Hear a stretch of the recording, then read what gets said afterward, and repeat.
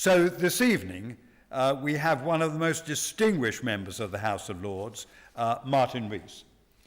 Martin has been Astronomer Royal since 1995. He's a former Master of Trinity College, Cambridge, and a former President of the Royal Society.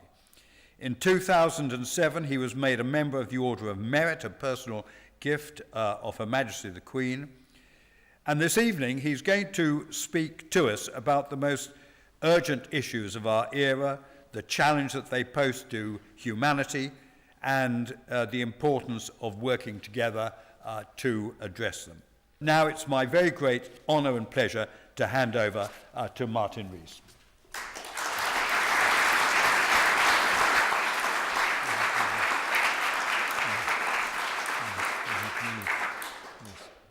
My Lord Speaker, ladies and gentlemen, it's a great honour, a rather daunting one, to address this audience in these surroundings. A few years ago, I met a well-known tycoon from India. Knowing I had the title of Astronomer Royal, he asked, "Do you do the Queen's horoscopes?" And I responded with a straight face, "If she wanted one, I'm the man she'd ask." And he then seemed eager to hear my views. I told him stocks would fluctuate, there'd be trouble in the Middle East and other insights like that, and he paid rapt attention. But I then came clean.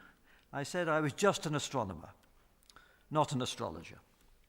And he abruptly lost all interest in my predictions. And rightly so, because scientists are rotten forecasters, almost as bad as economists. Nor do politicians and lawyers have a sure touch. In fact, one rather surprising forecaster was the first Earl of Birkenhead, crony of Churchill and Lord Chancellor in the 1920s. In 1930, he wrote a book entitled The World in 2030. He'd read H.G. Wells and J.B.S. Haldane. He envisaged babies incubated in flasks, flying cars and all that sort of thing. In contrast, he foresaw social stagnation. Here's a quote. "In 2030, women will still, by their wit and charms, inspire the most able men towards heights that they could never themselves achieve." Enough said. So my predictions will be very tentative, and they draw on my recently published book called On the Future, where I try to offer a balance between scientific optimism and political pessimism. The theme of my book is this: our Earth has existed for 45 million centuries, but this century is the first when one species, ours, has the planet's future in its hands. We're deep in what's called the Anthropocene. We've the capability to provide a bright and sustainable future, but we could irreversibly degrade the biosphere, or misdirected technology could cause catastrophic setbacks to our civilization. The stakes are very high. Bio, cyber, robotics, and space all offer huge potential benefits, but they expose us to novel vulnerabilities and ethical challenges. I'll address these in a second part of my talk. But before that, I want to focus on two things we can predict rather better, even with a cloudy crystal ball. The world in 2050 will be more crowded, and it'll be warmer. 50 years ago, world population was about 3.5 billion. It's now about 7.7 billion. The growth being mainly in Asia and Africa. The number of births per year worldwide actually peaked a few years ago and is going down. Nonetheless, world population is forecast to rise to around 9 billion by 2050. That's partly because most people in the developing world are young, they are yet to have children, and they live longer. The age histogram in the developing world will become rather like it is in Europe today. Population growth seems under-discussed. That's partly because doom-laden forecasts by, for instance, the Club of Rome proved off the mark.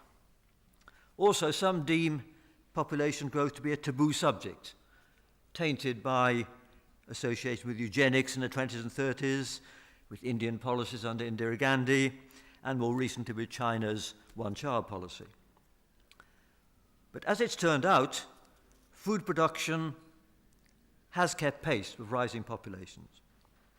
Famines still occur, but they're due to conflict or maldistribution, not overall scarcity. And looking forward to 2050, feeding 9 billion will require further improved agriculture, low-till, water conserving, and GM crops, and maybe some dietary innovations, eating less beef, but converting insects, highly nutritious and rich in proteins, into palatable food, and making artificial meat. To quote Gandhi, there'll be enough for everyone's need, but not for everyone's greed. But the distribution of world population is changing drastically. By mid-century, Africa will have 5 times Europe's population. Lagos and other megacities could have populations around 40 million. Moreover, if families in Africa remain large, then according to the UN, that continent's population could double again by 2100 to 4 billion, thereby raising global population to 11 billion. Nigeria alone would then have as big a population as Europe and North America combined. Optimists say that each extra mouth brings 2 hands and a brain. But it's the geopolitical stresses which I think are most worrying for us. As compared to the fatalism of earlier generations, those in poor countries now know via the internet what they're missing, and migration is easier. Moreover, the advent of robots and reshoring of manufacturing means that still poor countries won't be able to grow their economies by offering cheap skilled labor, as the Asian tigers did. It's a portent, I think, for disaffection and instability. Maybe multiple mega versions of the tragic boat people crossing the Mediterranean today. So wealthy nations, especially those in Europe, should urgently promote growing prosperity in Africa, and not just for altruistic reasons. And another thing, if humanity's collective impact on land use and climate pushes too hard, the resultant ecological shock could cause mass extinctions. We'd be, as it were, destroying the book of life before we've read it. Already there's more biomass in chickens and turkeys than in all the world's wide birds. And the biomass in humans, cows, and domestic animals is 20 times that in wild mammals. Biodiversity is a crucial component of human well-being. We're clearly harmed if fish stocks dwindle to extinction. There are plants in the rainforest whose gene pool might be useful to us. And insects are crucial for the food chain and fertilization. But for many environmentalists, preserving the richness of our biosphere has value in its own right, over and above what it means to us humans. To quote the great ecologist E.O. Wilson, mass extinction is the sin that future generations will least forgive us for. So the world's getting more crowded. And the second firm prediction, it will gradually get warmer. In contrast to population issues, climate change is certainly not under-discussed, although it is perhaps under-responded to. Just some brief comments. The 5th IPCC report presents a spread of projections for different assumptions about future rates of fossil fuel use. Moreover, it's still unclear how much the climatic effects of CO2 itself are amplified by associated changes in water vapor and clouds. That's a further uncertainty. So we don't know exactly what the projections would be. And the need for urgent action was highlighted in the update published last October. But despite the uncertainties in the science and the projections, there are 2 messages which most would agree on. First, even within the next 20 years, shifts in weather patterns and more extreme weather will aggravate pressures on food and water and enhance migration pressure. But secondly, under business as usual scenarios, we can't rule out, by the end of a century, really catastrophic warming and tipping points triggering long-term trends like the melting of Greenland's ice cap. But even those who accept both these statements have diverse views on the policy response. And it's important to realize that these divergences stem from differences in economics and ethics, in particular in how much obligation we should feel towards future generations. Many of you may have heard of the Danish campaigner Born Lomborg.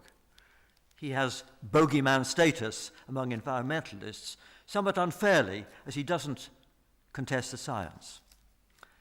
But he runs a Copenhagen consensus of Nobel Prize-winning economists, and their reports downplay the priority of addressing climate change in comparison with shorter-term efforts to help the world's poor. And that's because he applies a fairly standard discount rate, and in effect, therefore, writes off what happens beyond 2050. But if you care about those who live into the 22nd century and beyond, then, as other economists like Stern here and Weizmann at Harvard argue, you deem it worth paying an insurance premium now to protect those generations against the worst-case scenarios. So, even those who agree that there's a significant risk of climate catastrophe a century hence will differ in how urgently they advocate action today. Their assessment will depend on expectations of future growth and optimism about technological fixes. But above all, it depends on an ethical issue. In optimizing people's life chances, should we, as it were, discriminate on grounds of date of birth? As a parenthesis, I'd note that there's one context when policies apply an essentially zero discount rate, and that's to radioactive waste disposal, when the depositories are required to prevent leakage for at least 10,000 years. Somewhat ironic when we can't plan the rest of energy policy even 30 years ahead. Well, what will actually happen on the climate policy front? The pledges made at the Paris conference are a positive step. But politicians won't gain much resonance by advocating unwelcome lifestyle changes now, or a high carbon tax, even a fiscally neutral one, when the benefits accrue mainly to distant parts of the world and are decades in the future. But there is one win-win roadmap for a low-carbon future. Nations should accelerate research and development into all forms of low-carbon energy generation and into other technologies where parallel progress is crucial, especially storage, batteries, compressed air, pumped storage, flywheels, etc., and smart grids. Because the faster these clean technologies advance, the sooner will their prices fall, so they become affordable to, for instance, India, where more generating capacity will be needed and where the health of the poor is currently jeopardized by smoky stoves burning wood or dung, and where there will otherwise, of course, be pressure to build coal-fired power stations. As regards the techniques, sun and wind are, of course, front runners, but other methods have geographical niches. For instance, tidal energy seems attractive where there are especially large amplitude tides, as on Britain's west coast. That's why it's good that there were proposals for tidal barrages and lagoons.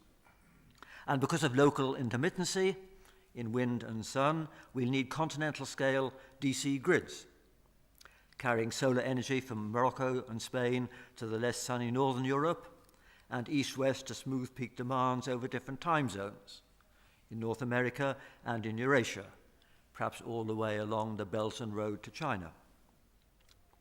And despite ambivalence about nuclear energy, I think it's worthwhile to boost R&D into a variety of fourth-generation concepts, which could prove to be more flexible in size and safer. And a potential payoff from fusion is so great it's surely worth continuing experiments and prototypes. And this program of enhanced R&D is a win-win option, especially for the UK. Implementing the Climate Change Act will cut global emissions by less than 2%.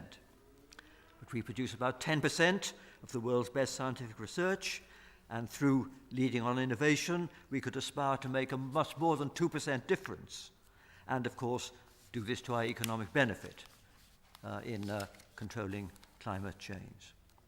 It would be hard to think of a more inspiring challenge for young scientists than devising clean and economical energy systems for the world. Incidentally, when I talk about science, I should really include technology and engineering. Indeed, the latter are more challenging. My engineering friends like a cartoon which shows two beavers looking up at a vast hydroelectric dam. One beaver says to the other, "I didn't actually build it, but it's based on my idea." Armchair theorists like me should be very modest compared to those who build things that work and meet public demand. Let's now turn to other technologies. We should be evangelists for new technology, not Luddites. Without it, the world can't provide food and sustainable energy for an expanding and more demanding population. But we need wisely directed technology.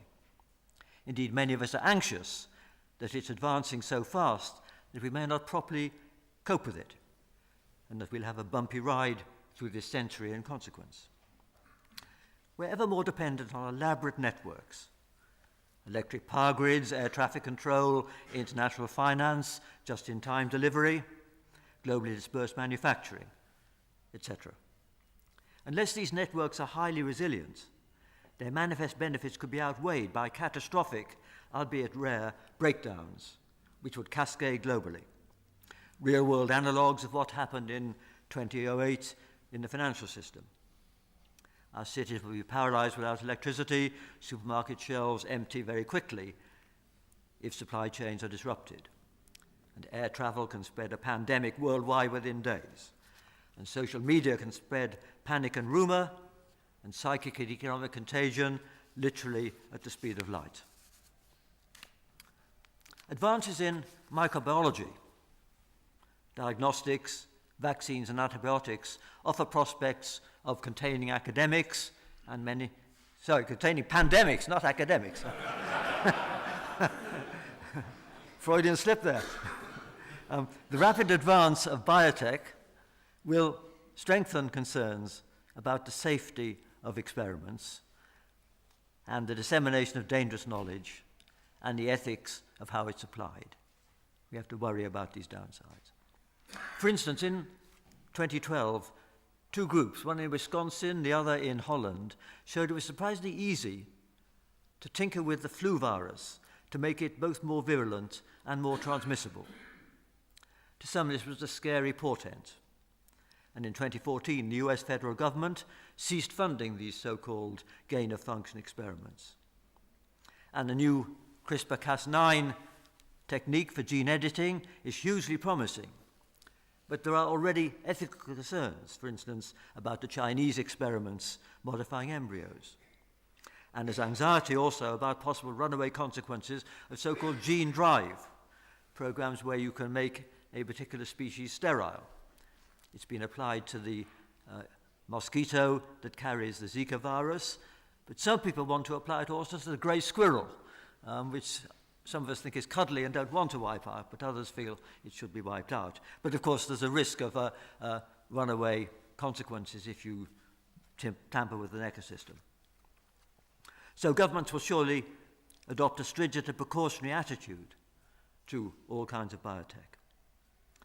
But I'd worry that whatever regulations are imposed on prudential or ethical grounds can't be enforced worldwide, any more than the drug laws can or the tax laws can. I worry that whatever can be done will be done by someone somewhere. And that's a nightmare. Whereas an atomic bomb can't be built without huge and conspicuous special purpose facilities, Biotech involves small-scale dual-use equipment. Indeed, biohacking is burgeoning even as a hobby and competitive game. And we know all too well that technical expertise doesn't guarantee balanced rationality. The global village will have its village idiots, and they'll have a global range. The rising empowerment of tech-savvy groups, or even individuals, by bio as well as cyber technology, will pose an intractable challenge to governments and aggravate the tension between freedom, privacy, and security. And these concerns are relatively near term, within 10 or 15 years. So what about 2050 and beyond? Well, the smartphone, the web, and their ancillaries, ubiquitous today, would have seemed magic even just 25 years ago. So, looking several decades ahead, we must keep our minds open, or at least ajar, to transformative advances that may now seem science fiction. So prediction is very dicey. But on the bio front, we might expect two things. First, a better understanding of the combination of genes that determines key characteristics of humans and animals, and the ability to synthesize genomes that match these features. The serious talk also of de-extinction of mammoths and dodos. And if it became possible to, as it were, play God on a kitchen table, our ecology and even our species may not long survive unscathed. And what about another transformative technology, robotics and artificial intelligence, AI? DeepMind's AlphaGo Zero computer famously achieved world championship level in the games of Go and of chess in just a few hours. It was given just the rules and learnt by playing against itself over and over again. It has the advantage of speed. It can play several entire games per second. Already, AI can cope better than humans with complex, fast-changing networks. Traffic flows or electricity grids, for instance. It could perhaps enable the Chinese to gather and process all the information needed to run an efficient, planned economy of a kind that Marx could only dream of. And in science, its capacity to explore millions of options could allow us to discover recipes for better drugs, or maybe a material that conducts electricity with zero resistance at room temperature. Computers learn to identify dogs, cats, and human faces by crunching through millions of images. Not the way a baby learns. They use the advantage of speed. And they learn to translate by reading millions of pages of multilingual text. EU documents, for instance. Their boredom threshold is infinite. The implications for our society of all this are already ambivalent. If there's a bug in the software of an AI system, it's not always possible to track it down. This is likely to create public concern if the system's decisions have potentially grave consequences for individuals. If we're sentenced to a term in prison, recommended for surgery, or even given a poor credit rating, we'd expect the reasons to be accessible to us and contestable by us. But if such decisions were delegated to an algorithm, we'd be entitled, therefore, to feel uneasy, even if presented with compelling evidence that, on average, the machine makes better decisions than the humans they have usurped. AI systems will surely become more intrusive and pervasive.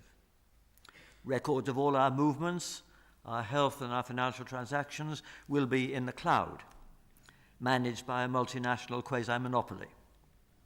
The data may be used for benign purposes, for instance for medical research or to warn us of incipient health risks, but its availability to internet companies is already shifting the balance of power from governments to globe-spanning conglomerates. And there'll be other privacy concerns. Are you happy if a random stranger sitting next to you in a restaurant or on public transport can, via facial recognition, identify you and invade your privacy? Or if fake videos of you become so convincing that visual evidence can no longer be trusted? Or if a machine knows enough about you to compose emails that credibly seem to come from you? The arms race between cybercriminals and those trying to defend against them will become still more expensive and vexatious when the criminals have access to AI to speed up their search through many passwords, and when we have vulnerable entities like drones and driverless cars proliferating. Many experts think that AI, like synthetic biotech, already need guidelines for responsible innovation. But there are others, like, for instance, Rodney Brooks at Harvard, creator of the Baxter robot and the Roomba vacuum cleaner. He thinks that it will be many decades for which we'll be less concerned about artificial intelligence than about real stupidity. And machines are still clumsy compared to children in sensing and interacting with the real world. The incipient shifts in the nature of work, of course, have been addressed in several excellent books by economists and social scientists and in committees of this House. Clearly, machines will take over much of the work of manufacturing and retail distribution. And they can supplement, if not replace, many white-collar jobs. Routine legal work, accountancy, computer coding, medical diagnostics, and even surgery. Many professionals will find their hard-earned skills in less demand. In contrast, some skilled service sector jobs, plumbing and gardening, for instance, require non-routine interactions with the external world, and they'd be among the hardest jobs to automate. The digital revolution, of course, generates huge wealth for innovators and global companies. And I think we agree that preserving a healthy society will require redistribution of that wealth. There's talk of it providing a universal income, but I think it's better when all who are capable of doing so can perform socially useful work rather than getting a handout. And indeed, to create a humane society, government should surely vastly enhance the number and status of those who care for the old, the young, and the sick. There are currently far too few such people. They're poorly paid, inadequately esteemed, and insecure in their positions. And their work is surely far more fulfilling than the work in call centers or Amazon warehouses, which it will replace. I can see this change happening in Scandinavia. I'm less confident about this country, sadly. Be that as it may, it's likely that society will be transformed by autonomous robots, even though the jury's out on whether they'll be, as it were, idiot savants or display superhuman capabilities. Leading the gung-ho enthusiasts for AI is the futurologist Ray Kurzweil, now at Google. He wrote a book called The Age of Spiritual Machines, where he predicted that humans would transcend biology by merging with computers. In old-style spiritualist parlance, they would go over to the other side. But Kurzweil is worried that his nirvana may not happen in his lifetime. He's in his 60s. So he signed up with a company in Arizona which will freeze and store your body so that when immortality is on offer, you can be resurrected or your brain downloaded. I was surprised to find that 3 of my academic colleagues in England had gone in for this cryonics.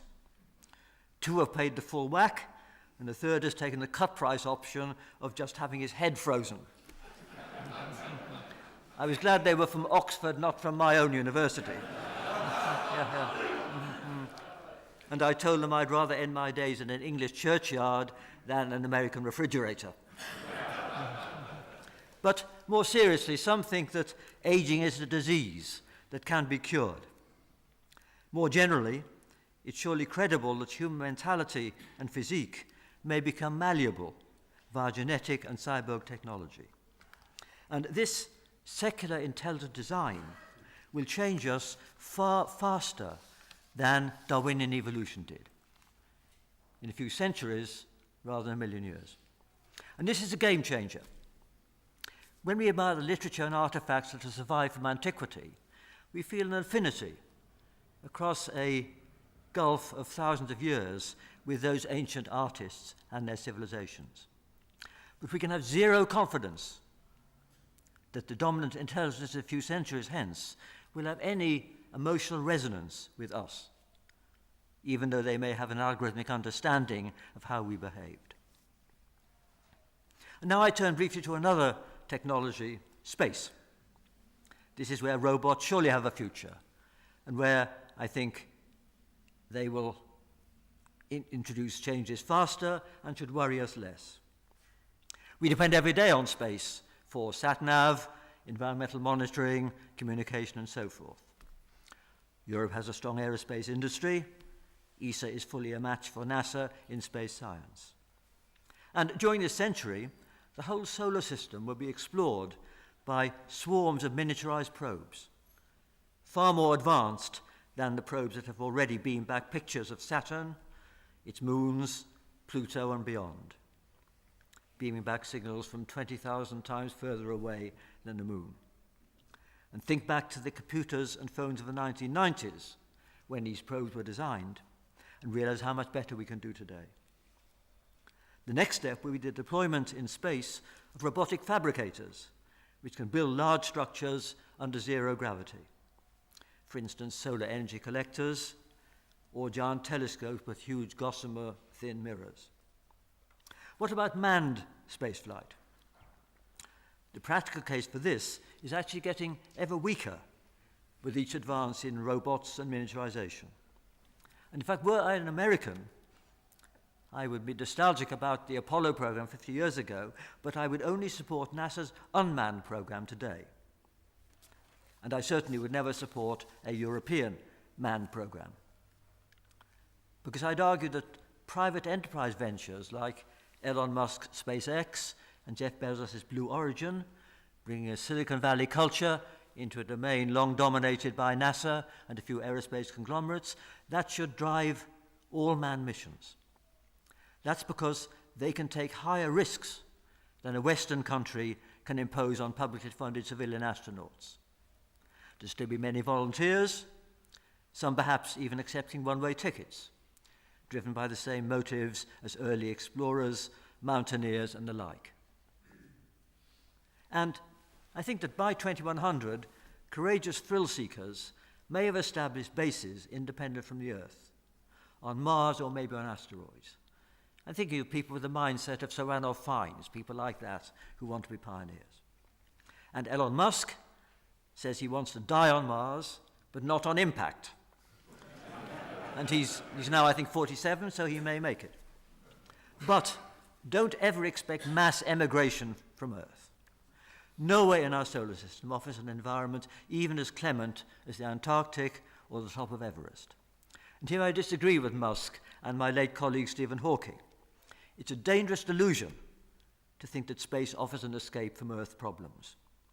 Dealing with climate change on Earth is a challenge, but it's a doddle compared to terraforming Mars. There's no planet B for ordinary risk-averse people. Well, let me conclude just by focusing back closer to the here and now. My book on the future emphasizes how our society is brittle, interconnected, and vulnerable. And I argue that we fret unduly about small risks, air crashes, carcinogens in food, low radiation doses, and such like. But we're in denial about some newly emergent threats, which could be globally devastating. Some of these are environmental, the pressures of a growing and more demanding population. Others are the potential downside of novel technologies. It's a wise mantra that the unfamiliar is not the same as the improbable. And of course, most of these challenges are global. Coping with potential shortages of food, water, and resources, and transitioning to low-carbon energy can't be solved by each nation separately. Nor can the regulation of potentially threatening innovations. And indeed, I think a key issue is whether nations need to give up more sovereignty to new organizations along the lines of the International Atomic Energy Agency, the WHO, etc., in order to deal with transnational issues and indeed to compete with the global conglomerates in the commercial world. And scientists, I think, have an obligation to do all they can to promote beneficial applications of their work and to warn against the downsides. Universities can use their staff's expertise and their convening power to assess which scary scenarios eco threats or risk from misapplied technology can be dismissed as science fiction, and how best to avoid the potentially serious ones. And certainly in my University of Cambridge, we are trying to do more on this front. But politicians won't prioritize the global and long-term measures needed in these contexts unless enough voters endorse such policies. So scientists must enhance their leverage. It's not enough just to be a direct advisor to a minister. They need involvement with NGOs, via blogging and journalism, and also to enlist charismatic individuals and the media to amplify their voice, because politicians do respond to what's in the press and what's in their inbox. Let me give you two recent instances which are familiar. First, I'm a member of the Papal Academy of Sciences, and we held a conference in 2014 with input into the papal encyclical in 2015, which had a worldwide influence in the lead-up to the Paris Climate Conference in 2015. The Pope has 1 billion followers in Latin America, Africa, and East Asia. And there's no gainsaying the Church's global reach, its long-term vision, and its concern for the world poor. And to give a second example, I doubt that Michael Gove would have become exercised about non-degradable waste had it not been for the BBC's Blue Planet 2 programs, fronted by our secular Pope, David Attenborough. Especially the images of albatrosses returning to their nests and regurgitating plastic waste for their young. That's an iconic image, like the polar bear on the melting ice floe. And those are encouraging examples, and it's encouraging also to witness more activism among the young. Unsurprising, it's among the young as they can hope to live to the end of a century. Their campaigning is surely welcome, and their commitment gives grounds for hope. Spaceship Earth is hurtling through the void. Its passengers are anxious and fractious. Their life support system is vulnerable to disruption and breakdowns. But there's too little planning, too little horizon scanning. We need to think globally, we need to think rationally, we need to think long-term, empowered by 21st century technology, but guided by values that science can't provide. And I'd like to give the last word to one of my favorite scientific heroes, the eloquent biologist Peter Medawar.